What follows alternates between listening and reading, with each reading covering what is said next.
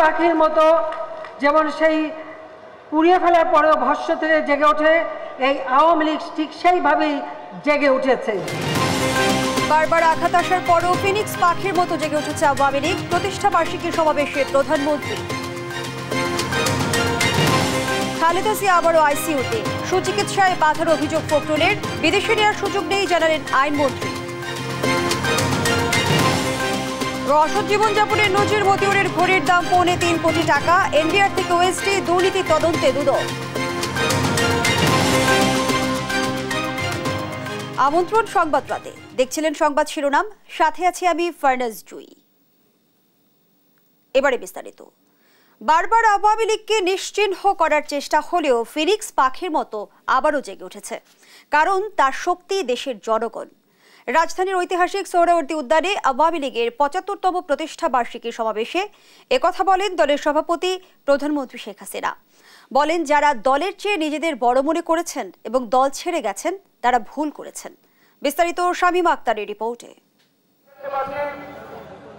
১৯৪৯ সালের ২৩ জুন রোজ গার্ডেনে পাকিস্তানি শোষণ বঞ্চনার প্রতিবাদে যে দলের জন্ম হয়েছে সে দল বিশ্বে ষষ্ঠ সর্ববৃহৎ রাজনৈতিক দল। রাজধানীর সোহরাওয়ার্দী উদ্যানে জাতীয় ও দলীয় পতাকা উত্তোলনের মধ্য দিয়ে শুরু হয় ৭৫তম প্রতিষ্ঠা বার্ষিকী উদযাপনী অনুষ্ঠান।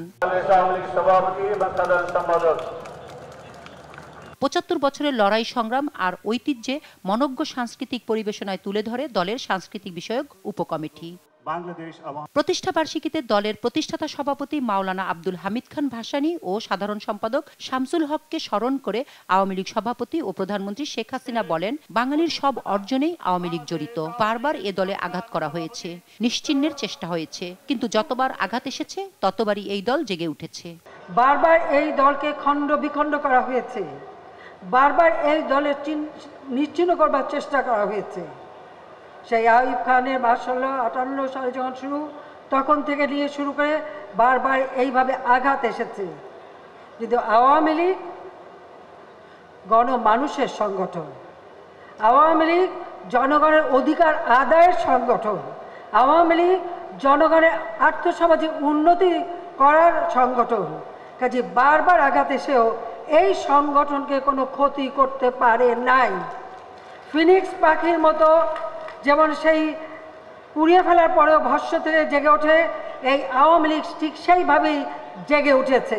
শেখ হাসিনা বলেন, আওয়ামী লীগে থাকলে তারা, আর ছেড়ে গেলে নিভে যেতে হয়।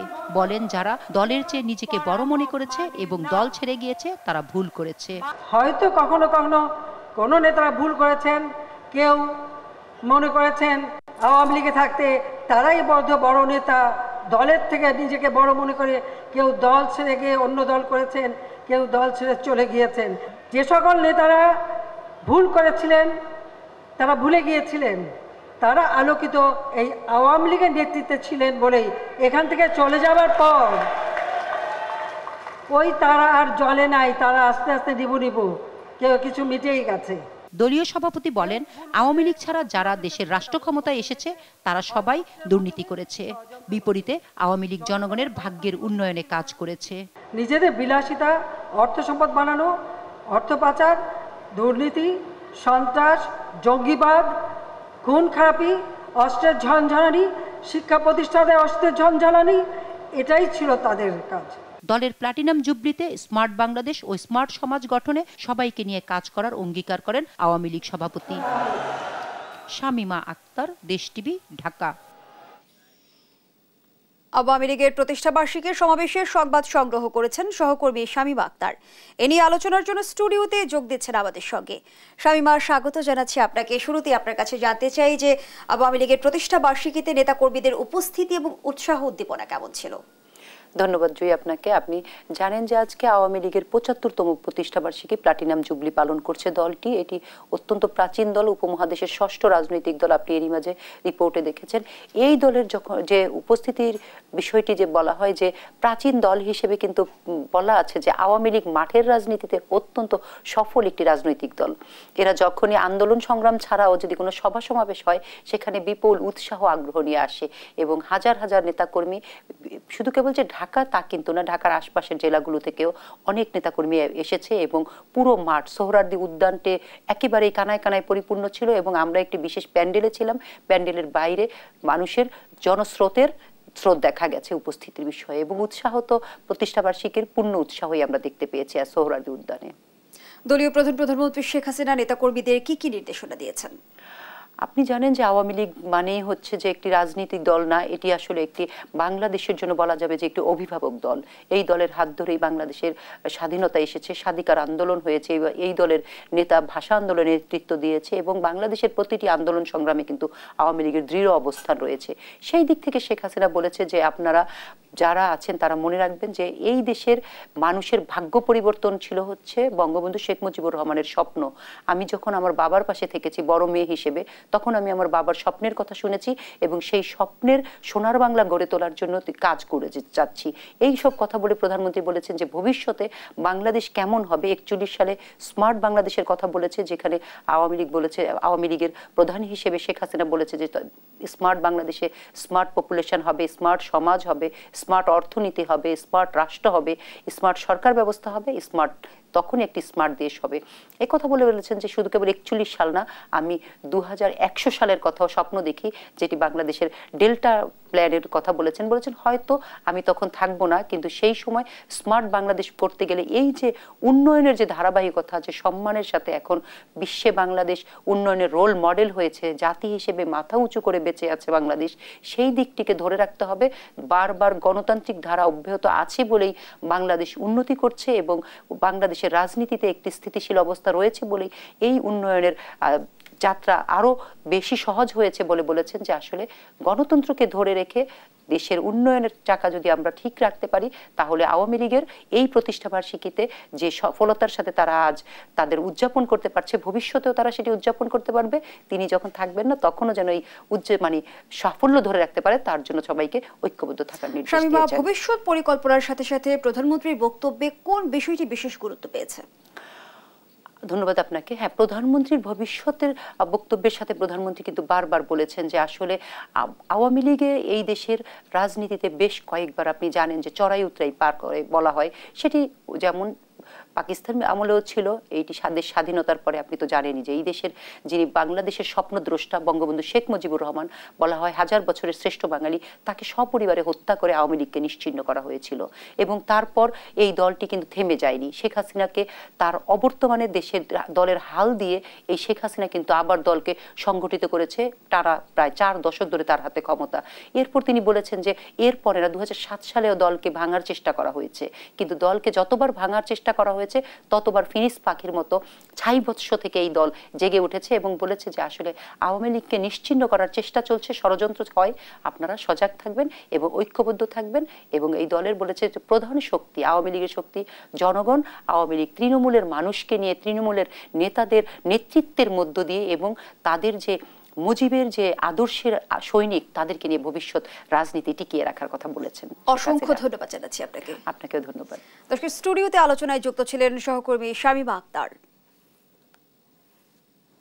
বিএনপি চেয়ারপারসন বেগম খালেদা জিয়ার হার্টে পেসমেকার বসানোর কাজ করছেন বিশেষজ্ঞ চিকিৎসকরা। বিকেলে রাজধানীর এভারকেয়ার হাসপাতালে তার সার্জারি শুরু হয়। বিএনপি মহাসচিব মির্জা ফখরুল ইসলাম আলমগীর অভিযোগ করেছেন, সরকার প্রধানের ব্যক্তিগত প্রতিহিংসার কারণে খালেদা জিয়ার সুচিকিৎসা হচ্ছে না। খালেদা জিয়ার রোগমুক্তিতে সবার কাছে দোয়াও চান তিনি। বিস্তারিত সাইফুর রিপোর্টের প্রতিবেদনে। শারীরিক অবস্থার অবনতি হলে গেল শুক্রবার দিবাগত রাত 3টার দিকে রাজধানীর এভারকেয়ার হাসপাতালে আইসিইউতে ভর্তি করা হয় বিএনপি চেয়ারপারসন খালেদা জিয়াকে। রবিবার নয়াপল্টনে দলের কেন্দ্রীয় কার্যালয়ের নিচতলায় বিএনপি চেয়ারপারসনের রোগমুক্তি কামনায় আয়োজিত দোয়া মাহফিলে তার শারীরিক অবস্থার উন্নতির জন্য দোয়া চাইতে গিয়ে আবেগ আপ্লুত হয়ে পড়েন দলের মহাসচিব মির্জা ফখরুল ইসলাম আলমগীর। আমরা আজকে কায়ে মনোবাক্যে আল্লাহ তাআলার কাছে এই দোয়া করি যে আল্লাহ তাআলা যেন তার জান বখশে দেন, তাকে আমাদের মাঝে ফিরিয়ে দেন, আমরা যেন তার নেতৃত্বে আবার সবাই আগের মতো জেগে উঠতে পারি। অভিযোগ করেন, মেডিকেল বোর্ড সহ বিভিন্ন জায়গা থেকে খালেদা জিয়ার উন্নত চিকিৎসার দাবি উঠলেও প্রতিহিংসার কারণে তার সুচিকিৎসার ব্যবস্থা করছে না সরকার। পরিবারের পক্ষ থেকে বলা হয়েছে, সুশীল সমাজ বলেছে, এমনকি বিদেশি যারা মিশনগুলো এখানে আছে তারাও বারবার বলেছে, এমনকি আপনার বাইরে থেকেও কয়েকটি সংস্থা ইউএন সবাই তার চিকিৎসার কথা কিন্তু বলেছে। কিন্তু শেখ হাসিনা তার যে ব্যক্তিগত রাজনৈতিক প্রতিহিংসা, সেই প্রতিহিংসার কারণে তিনি দেশনেত্রী বেগম খালেদা জিয়াকে হত্যা করার উদ্দেশ্যে, তাকে রাজনীতি থেকে সরিয়ে দেওয়ার উদ্দেশ্যে তাকে কোনো রকম চিকিৎসার সুযোগ দেওয়া থেকে বঞ্চিত রেখেছে। পার্শ্ববর্তী দেশে সরকার প্রধানের সফর নিয়েও কথা বলেন বিএনপি মহাসচিব মির্জা ফখরুল ইসলাম আলমগীর। বলেন, ভারতের সাথে অনেকগুলো বিষয়ে চুক্তি করলেও বাংলাদেশের ন্যায্য হিস্সা বুঝে নিতে কোনো উদ্যোগ নেয়নি সরকার। আমরা সবার আগে তিস্তার পানির ন্যায্য বন্টন চাই এবং ভিন্ন সমস্ত অভিন্ন যে নদীগুলো আছে প্রত্যেকটি নদীর আমরা আমাদের হিস্সাটা চাই। এটা আমাদের অধিকার, আন্তর্জাতিক আইনের অধিকার। এই কথাগুলো সরকার বলতে সম্পূর্ণ ব্যর্থ হচ্ছেন। আজকে ভারতের কাছে তারা সেবা দাসে পরিণত হয়ে গেছেন। শুধু ভারত নয়, সমগ্র আশেপাশের প্রতিবেশী দেশগুলোর কাছেও তারা আজকে পুরোপুরি মাথা নিচু করে নতজানু পররাষ্ট্র নীতি চলছেন। মিয়ানমার থেকে গুলি আসে, তারা জবাব পর্যন্ত দিতে পারে না।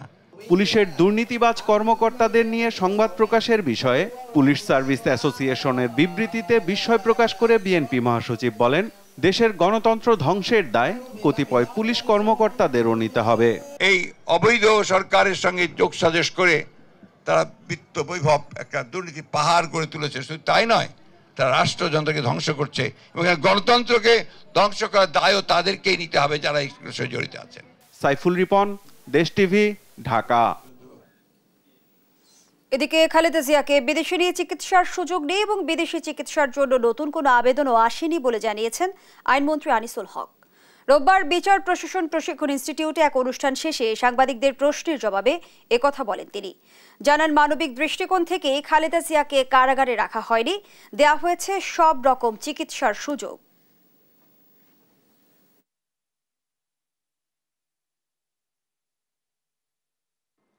স্মরণ করছি মহান মুক্তিযুদ্ধে আমাদের মহান বিদেশে যাওয়ার ব্যাপারে এখন পর্যন্ত তাদের কাছ থেকে কোনো কথা আসে নাই।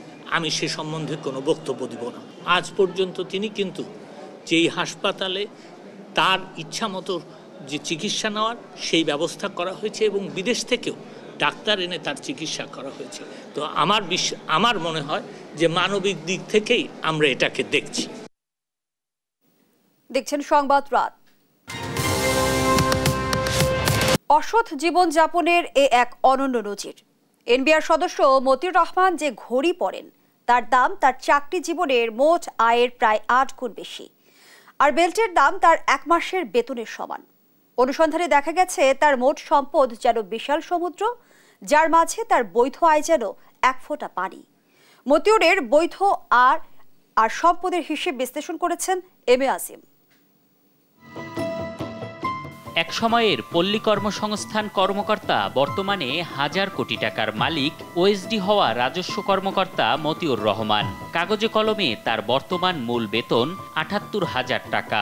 যদিও শুরুতে তার বেতন আরও কম ছিল, তবুও এ হিসেবেও তার ৩১ বছরের চাকরিতে বৈধ আয় ২৪,১৮,০০০-এর বেশি হওয়ার কথা নয়। মতিউরের বিলাসী জীবনের একটি অন্যতম অনুষঙ্গ তার হাত ঘড়ি। দেশ টিভির অনুসন্ধানে দেখা গেছে তিনি যে ঘড়িটি পরতেন সেটি সুইজারল্যান্ডের রোলেক্স ব্র্যান্ডের। বাংলাদেশি টাকায় যার বাজার মূল্য ২,৭৩,৩হাজার,৭২৫ টাকা। তার মাসিক বেতন হিসেবে এটি তার সারা জীবনের আয়ের ৮ গুণ বেশি। আর কোমরে যে বেল্টটি পরেন সেটি গুচি ব্র্যান্ডের, যার বাজার মূল্য তার 1 মাসের বেতনের সমান। এর বাইরে নিজ ও পরিবারের সদস্যদের নামে অসংখ্য গাড়ি, বাড়ি, শিল্প কারখানা, পার্ক, রিসোর্টের মূল্য কয়েক হাজার কোটি টাকারও বেশি। বলা চলে বৈধ আয়ের 100 গুণ বেশি সম্পদ রয়েছে তার। তবুও হরহামেশাই চ্যালেঞ্জ করেই মতিউর বলতেন 1 টাকার দুর্নীতিও তিনি জীবনে করেননি।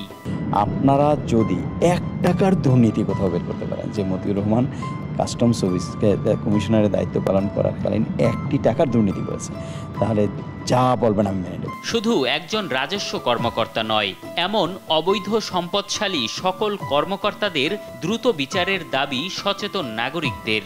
যে কোনো সরকারি কর্মকর্তা কর্মচারী সম্পত্তি অর্জনের ক্ষেত্রে সরকারের পূর্ব অনুমতি ছাড়া আর কোনো কোনো সম্পত্তি সে ক্রয় করতে পারবে না, তাহলেও হয়তো কিছুটা প্রাথমিক অবস্থায় সে কিছুটা বাধাগ্রস্ত হতে পারে। বিচার ব্যবস্থা দ্রুত করা উচিত, যাতে করে অন্য আর কেউ এই ব্যাপারে উৎসাহিত না হয়, কারণ বিচার দ্রুত না হলে আরও অনেকেই এ বিষয়ে উৎসাহিত হবেন, এবং উৎসাহিত হলে আমাদের দেশের যেই অর্থনৈতিক দুর্বৃত্তায়ন সেটিকে তার ধারাবাহিকতা কিন্তু চলতেই থাকবে। সরকারি কর্মকর্তাদের দুর্নীতির সঠিক বিচার না হলে এ ধরনের প্রবণতা কমবে না বলে মনে করেন টিআইবির নির্বাহী পরিচালক ইফতেখারুজ্জামান। এই যে প্রাতিষ্ঠানিক ক্ষমতা তার সাথে রাজনৈতিক ব্লেসিং এর যে ক্ষমতা, দুইটির সংমিশ্রণে তারা যে অপব্যবহার করে সম্পদের মালিক হয়েছেন অবৈধ প্রক্রিয়ার মাধ্যমে, বৈধের সাথে অসামঞ্জস্যপূর্ণভাবে, সেটি ধরাছোঁয়ার বাইরে থাকছে। এই কারণে এটা বিকশিত হচ্ছে। কাজেই এটা প্রতিকারের উপায় হচ্ছে যে অবশ্যই তাদেরকে জবাবদিহির আওতায় নিয়ে আসে। দেশের বাইরে চলে গেছেন দুজনই বলা হচ্ছে, কিন্তু সেটাই শেষ কথা হওয়ার কোনো কারণ নাই। অবৈধ সম্পদ নিয়ে আলোচনা সমালোচনা শুরুর পর থেকেই আত্মগোপনে আছেন মতিউর ও তার পরিবারের সদস্যরা। এম এ আজিম, দেশ টিভি, ঢাকা। এদিকে ডক্টর মতিউর রহমানের দুর্নীতির অনুসন্ধানে নেমেছে দুর্নীতি দমন কমিশন দুদক। অবৈধ সম্পদ অর্জন এবং অর্থ পাচার অনুসন্ধানে 3 সদস্যের একটি টিম করেছে সংস্থাটি। দুদক সচিব বলেন, তথ্য প্রমাণ মিললে তাকে আইনের আওতায় আনা হবে। এদিকে ঘটনায় জাতীয় রাজস্ব বোর্ড থেকে মতিউর রহমানকে প্রত্যাহার করে নিয়েছে মন্ত্রণালয়। মহিউদ্দিন আহমেদের প্রতিবেদন। ঘটনার সূত্রপাত ফেসবুকে একটি ছাগলের ছবিকে ঘিরে।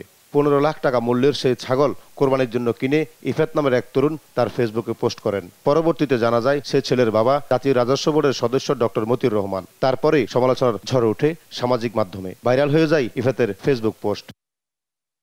প্রশ্ন ওঠে তার আয়ের উৎস নিয়ে। একজন সরকারি চাকরিজীবী হয়ে কিভাবে বিপুল সম্পদের মালিক হন তা নিয়ে অনুসন্ধানী সংবাদ প্রচার হয় গণমাধ্যমে। মতিউরের ব্যাংক হিসেবে নগদ 100 কোটি টাকার খবরও বের হয়ে আসে। এবার বিষয়টি নজরে আসে দুর্নীতি দমন কমিশনের। এনবিআর এর সদস্য আমাদের মোহাম্মদ মতিউর রহমান দুর্নীতির মাধ্যমে যে অবৈধ সম্পদ অর্জন এবং অর্থ পাচারের বিরুদ্ধে একটি অভিযোগ আমাদের দুর্নীতি দমন কমিশনে পাওয়া গেছে।